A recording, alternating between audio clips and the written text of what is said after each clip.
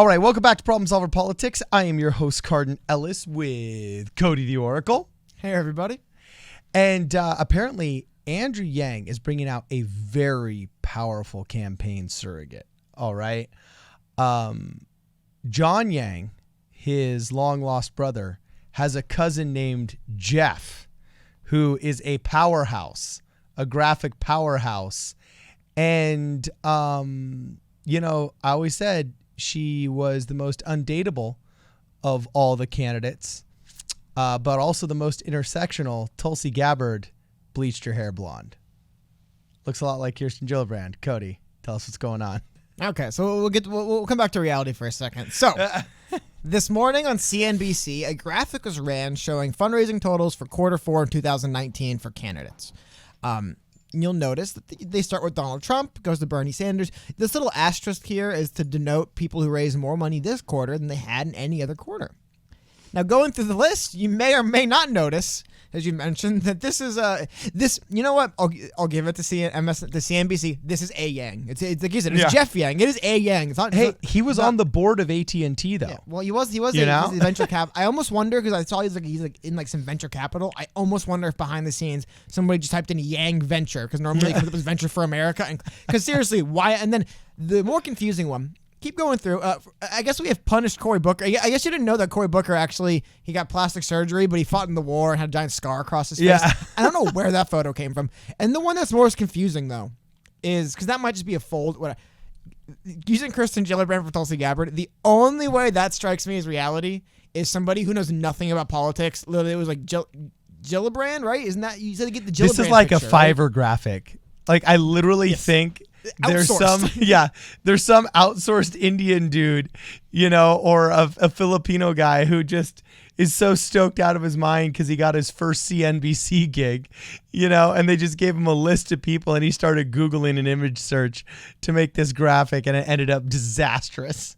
You know? Well, and here it is. Here's the actual individual. His name is Jeff Yang. He's a founding partner of Red Point Ventures. Like I said, the only thing that makes sense for me is they typed in, like, maybe they know Yang comes up under Yang Venture for America, and they just typed in Yang Venture and then clicked on an Asian dude, which is not good that they did that. But I mean, I'm just trying to think in what world, because most of these companies, the way they work, they don't actually go to Google to find these pictures. They have their own massive image internal databases. So there might only be like you know, certain amount of people and be like Yang businessman. So maybe they could have been. So I've been investigating. The Gillibrand one makes no sense to me at all. She's been out of the race for 4 months. Look, I've been investigating this all morning. I'm sure. And the only real close explanation that I've heard was Homeboy on the Hill, Sauger, said, I think that they just were looking in their internal database of pictures and pressed G for Gabbard, and Gillibrand came up. Yeah. And so he's thinking that maybe that could be it, because outside of that, I have absolutely no idea. Well, what I was thinking earlier is there's no, like, people like us, we've been following this primary very closely for like 7 months now, 8 months. So yeah, coming a year almost. People that work in production department at NBC, to them, Gillibrand and Gabbard basically the same person. Like, they're running for president, right? Gillibrand, she's the I almost wonder if someone's like, can you picture of Gabbard? Like, that's the girl running, right? Yeah, you know, the pretty one. Okay, cool. And they just picked up, like, it makes no sense. Like I said, the Yang one, at least that guy's name is Yang. So they searched Yang, or Tulsi Gabbard surfs. I gotta tell you, Kirsten Gillibrand doesn't look like she surfs. They look nothing alike. I think they're like that's too late. I've already waited. I think Gillibrand's even like older than Gabbard. I know Gabbard's very young for running. Like, it's like they aren't, aside from the fact that they are both women who at one point, like, think about it this way. Tulsi served in Hawaii, which would be probably as literally far away from New York you could get and still be in America, right? Like, these people have nothing in common except being females who ran for president. And I think when you shout out to CNBC Graphics, huh? I think when you look at Kirsten Gillibrand, I think you're actually just looking, like, I think when Kirsten Gillibrand looks to the future, like, I think she will end up looking just like Elizabeth Warren, because they're both just, they want that power. They're willing to say whatever it takes to get it. Elizabeth Warren at all. I think Have you ever seen pictures of Elizabeth Warren when she was younger? No, that's what the dark side of the Force just does to you, dog. You know what I'm saying? Well, the dark side of the Force wasn't too powerful with Elizabeth Warren, because Elizabeth Warren looks like a older version of young Elizabeth Warren. So, like, when I see pictures of Elizabeth Warren from 40 years ago, I don't go, wow. Like every now and then I'll see a picture of like Joe Biden or someone when they're young, and I'll be like, wait a minute, that's him. But like when I see pictures of young Elizabeth Warren, I'm like, yeah, it looks like Elizabeth Warren. But anyway, we touched on this, and I want to bring this up again. So Okay. MSNBC and CNBC, I believe, like everything in America, you go up high enough, they're probably owned by the same person, but they're not necessarily staffed by the same people. However, this is going back to September, when they ran this Great Lower Third that John Yang crowd surfs on 2020 trail. In the video, they actually say John Yang as well. Oh, yeah. So this that's is, epic. but it is funny that this has been going on with, and I kind of get it because there's no, like somebody like, for example, a Bernie Sanders. I'm sure all these news media companies have a Bernie Sanders file that's this big with every but someone like an Andrew Yang, they don't really have an Andrew Yang file. Yeah. Doesn't excuse things like John Yang or a picture of this guy Jeff Yang and just saying, close enough, he's Asian, right? Like it doesn't excuse it, but holy cow, man! Talk about the. Here's the other thing too, though. People when using this like and saying it's like the Yang media blackout, kind of the idea doesn't get coverage, and it's like. I think the bigger thing is a lot of people, after seeing this and this just keeps happening, it almost feels more to me like the media is just so, how do I word this? Like, not everyone knows what we know. And a lot of people working, a lot of the nuts and bolts production staff here, like I said, Gillibrand, Gabbard, John Yang, Jeff Yang, I don't care. They're all like, they're just politicians. It's just my job to pull pictures. I don't care who these people are. I'm really getting the sense of that. So no flame on them, however. That's also why you're supposed to have somebody in charge who, before it goes to air, can look at this. Somebody who knows that Kristen Gillibrand and Tulsi Gabbard are different people and what Andrew Yang looks like.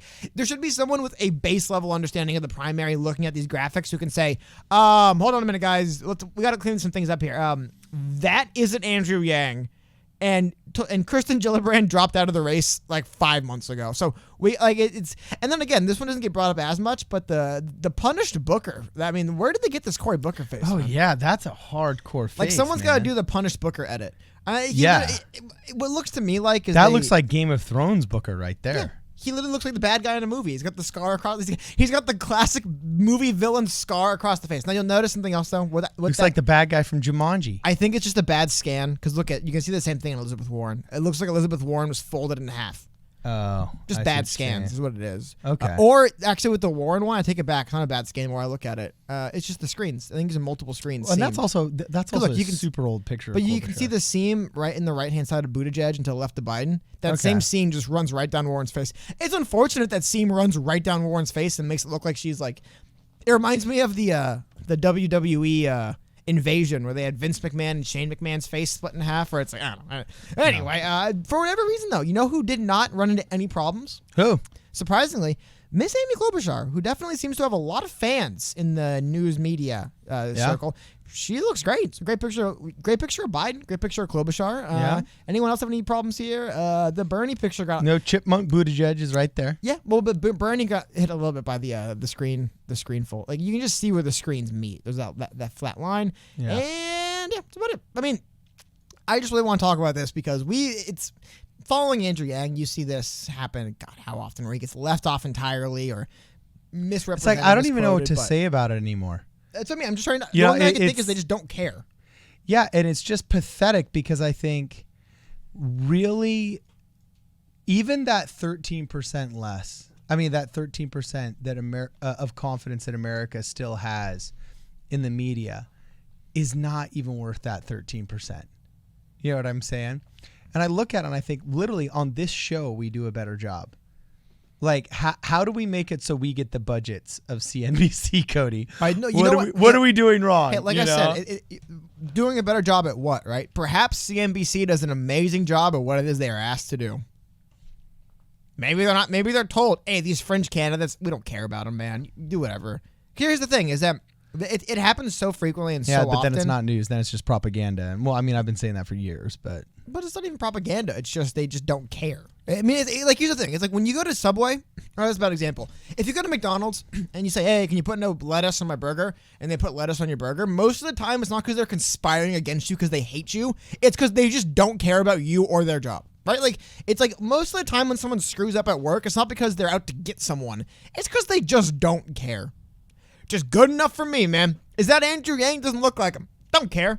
Are you sure that's Tulsi Gabbard? I could have sworn she was like not blonde and fair complexion. That doesn't matter, man. Run it. Like It seems to me like it's just they don't care. It's less like because if they're being nefarious, they'd probably do a better job being nefarious, right? It's not even the most nefarious things or innocuous thing.